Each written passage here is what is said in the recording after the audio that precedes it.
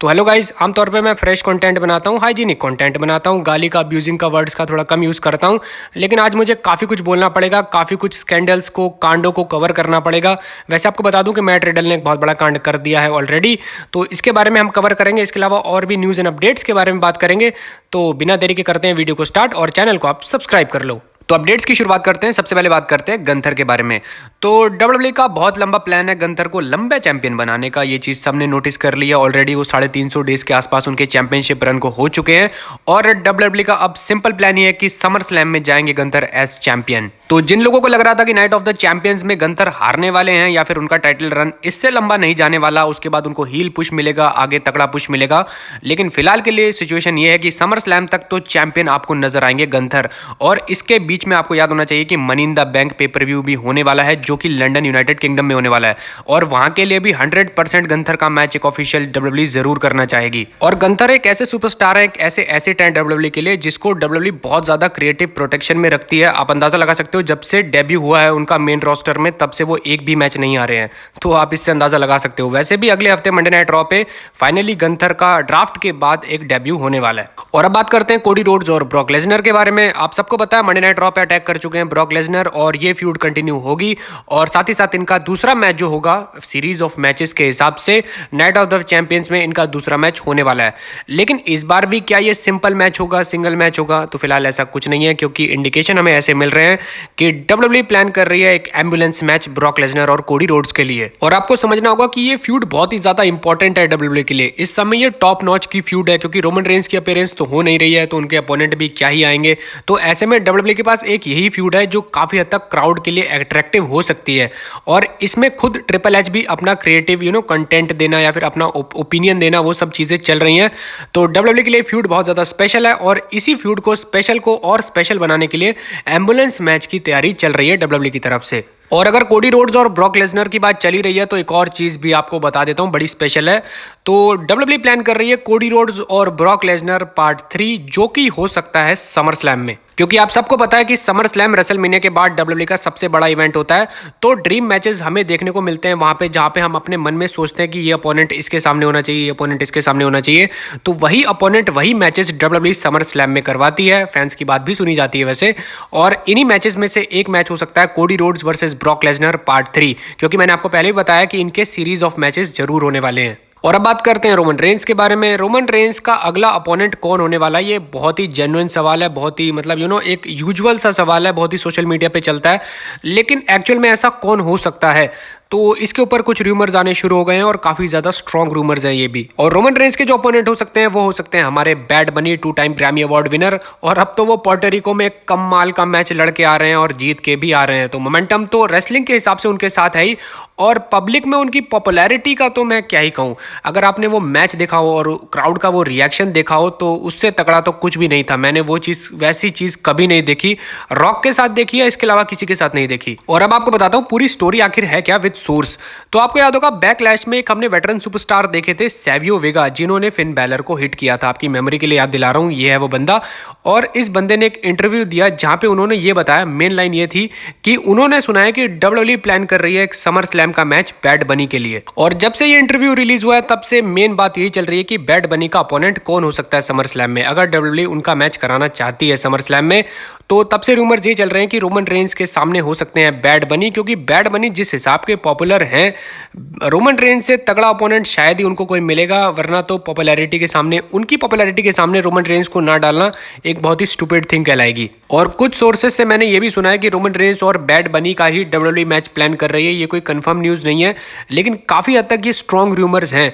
तो आप शायद देख सकते हो बैड बनी और रोमन रेंस का मैच समर स्लैम में, जो कि जिसके लिए तो मैं बहुत ज़्यादा इंटरेस्टेड हूँ। अगर आप मुझसे पूछो ना, तो मैं बहुत ज़्यादा इंटरेस्टेड हूँ, क्योंकि मुझे पता है डब्ल्यूडब्ल्यूई ले दे के कुछ गरीब रेसलरों को उठाएगी एंड रोमन रेंस के सामने पिटवा देगी। तो इससे अच्छा एक तगड़ा मैच ही करवा दो, और बैड बनी बहुत ही बढ़िया अपोनेंट हो सकते हैं रोमन रेंस के लिए। और आप फैंस के साथ अगर एग्री करते हो तो वीडियो को लाइक कर दो। मैं तो बहुत ज़्यादा करता हूँ, मैं तो अपने ओपिनियन बता भी चुका हूँ आपको। और अब बात करते हैं वुमेन्स चैंपियनशिप स्वैप के बारे में। अगर आपको बात समझ नहीं आई तो थोड़ा क्लियर कर देता हूँ आपके लिए।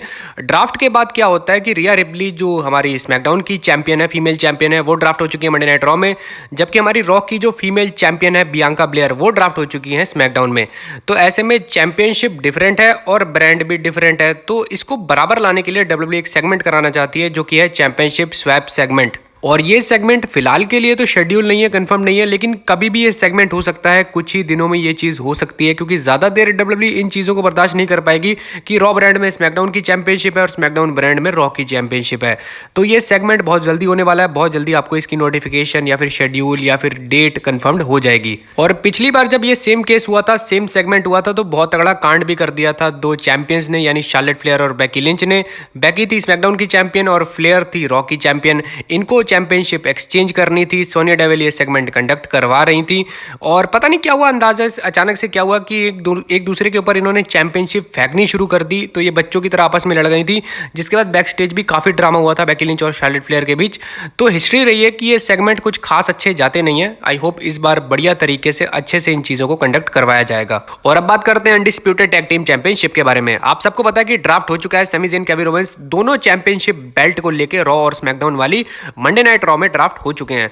तो ऐसे में टेक्निकली स्मैकडाउन में कोई भी चैंपियनशिप, टैग टीम चैंपियनशिप नहीं है। तो आगे क्या प्रोसेस हो सकती है डब्ल्यूडब्ल्यूई, क्या टाइटल स्प्लिट होने वाले हैं? तो इसका आंसर है फिलहाल के लिए नहीं, क्योंकि समर स्लैम तक तो डब्ल्यूडब्ल्यूई प्लान कर रही है कि अनडिस्प्यूटेड टैग टीम चैंपियनशिप को स्प्लिट नहीं किया जाएगा। और डब्ल्यूडब्ल्यूई अगर टाइटल स्प्लिट करती है तो इसके पीछे पूरा एक डब्ल्यूडब्ल्यूई ने प्लानिंग करी है, जो कि मैं आपको बताना चाहता हूं। 2010 से पहले वर्ल्ड टैग टीम चैंपियनशिप हुआ करती थी और डब्ल्यूडब्ल्यूई टैग टीम चैंपियनशिप हुआ करती थी। तो सेम केस डब्ल्यूडब्ल्यूई आज भी अप्लाई करना चाहती है। अगर केविन ओवेंस और सैमी ज़ेन टाइटल स्प्लिट नहीं कर पाते हैं, इतने तगड़े अपोनेंट नहीं मिलते हैं सैमी ज़ेन और केविन ओवेंस को, तो डब्ल्यूडब्ल्यूई बेसिकली चैंपियनशिप को कर देगी एक और एक नया नाम दे देगी, like WWE tag team championship या फिर वर्ल्ड टैग टीम चैंपियनशिप, और दूसरे ब्रांड के लिए दूसरी चैंपियनशिप को लाया जाएगा। तो ये पूरा फॉर्मेट है डब्ल्यूडब्ल्यूई का, ये पूरा प्लान है। और अब बात करते हैं मैट रिडल के बारे में और उनके कांड के बारे में। तो आपको याद होगा मंडे नाइट रॉ का एपिसोड चल रहा था, मंडे नाइट रॉ का एपिसोड तो चल रहा था, कोई दिक्कत नहीं है, लेकिन वो ट्विटर पर ट्रेंड भी कर रहा था, ये भी कोई दिक्कत नहीं है। लेकिन मैट रिडल भी उस समय ट्रेंड कर रहे थे और वो किसी और कारण की वजह से ट्रेंड कर रहे थे, और वो थी उनकी एक लीक वीडियो। और इस वीडियो ने जितनी अटेंशन ग्रैब करी उतनी तो मंडे नाइट रॉ ने भी ग्रैब नहीं करी थी। मैट रिडल हर तरफ छाए हुए थे और उनकी लीक वीडियो के कारण की वजह से ही छाए हुए थे। और अब आपको बताता हूं कि मैट रिडल की वीडियो आखिर आई कहां से। तो मैट रिडल ने खुद ही एक स्नैपचैट यूजर को ये वीडियो सेंड करी थी। तो जो लोग कह रहे हैं कि उनका फोन हैक हुआ था या फिर फोन गिर गया था और किसी ने उठा लिया और ये वीडियो लीक हो गई, तो ऐसा कुछ भी नहीं था। मैट रिडल ने खुद अपनी इस वीडियो को एक यूजर को, एक स्नैपचैट यूजर को सेंड किया था, और उस यूजर ने पहले तो मैट रिडल की वीडियो को कर लिया था सेव, जिसके बाद उसने इंटरनेट पे उसको कर दिया लीक। और जैसे ही लीक हुई वीडियो, फिर तो वो फैलती चली गई, सर्कुलेट होती चली गई, और मैट रिडल एकदम से सोशल मीडिया पे बहुत बड़े स्टार बन गए। और इससे पहले भी मैट रिडल के साथ बहुत सारे कांड हो चुके हैं। फैमिली वायलेंस, डोमेस्टिक वायलेंस का उनका केस भी एक चल रहा है उनकी एक्स गर्लफ्रेंड के साथ, और उसी एक्स गर्लफ्रेंड ने इस केस के मजे भी ले लिया। आपको ट्वीट दिखाता हूं उनका, और ये है मैट रिडल की एक्स गर्लफ्रेंड। अटैचमेंट के साथ उन्होंने ट्वीट लगाया है और ये कहा है कि मुझे हर जगह तुम्हारी वही वीडियोज, वही कुछ नजर आ रहा है और तुम्हें रिहैब जाने की जरूरत है। सिर्फ सब्सटेंस अब्यूज के केस में नहीं, बल्कि तुम्हें सेक्स एडिक्शन के केस में भी रिहैब जाने की जरूरत है। और उसके आगे उन्होंने क्या लिखा है ये आप पढ़ लो, मैं नहीं बोलूंगा। और इसके अलावा भी सोशल मीडिया पे बहुत सारे अकाउंट्स मैंने देखे हैं जो मैट रिडल के बिल्कुल खिलाफ हो चुके हैं, उनके रिलीज की डिमांड कर रहे हैं, जो कि मैं आपको पहले बता चुका हूं।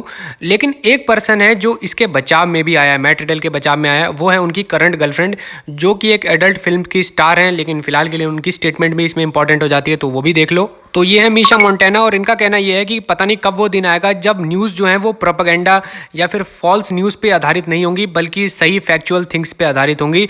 और इसमें बहुत ज़्यादा रॉन्ग नैरेटिव क्रिएट किया जा रहा है, फॉल्स न्यूज़ फैलाई जा रही हैं। कुछ लोग, पागल लोग इसको और ज़्यादा प्रमोट कर रहे हैं, बट एक्चुअल में थिंग्स ऐसी नहीं है। तो काफ़ी ज़्यादा सपोर्ट में आई है मीशा मोंटेना मैट रिडल के, क्योंकि वो गर्लफ्रेंड है तो इसलिए सपोर्ट में आएंगी। लेकिन ये सब चीज़ों से मैट रिडल की जो जॉब है वो काफ़ी ज़्यादा रिस्क में चल रही है इस समय।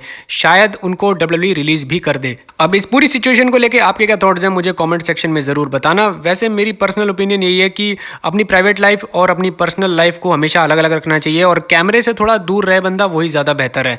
तो इसी नोट के साथ करते हैं वीडियो को समाप्त। ये थी मेरी आज की वीडियो। प्लीज़ चैनल को सब्सक्राइब कर दो, लाइक कर दो और कर दो शेयर।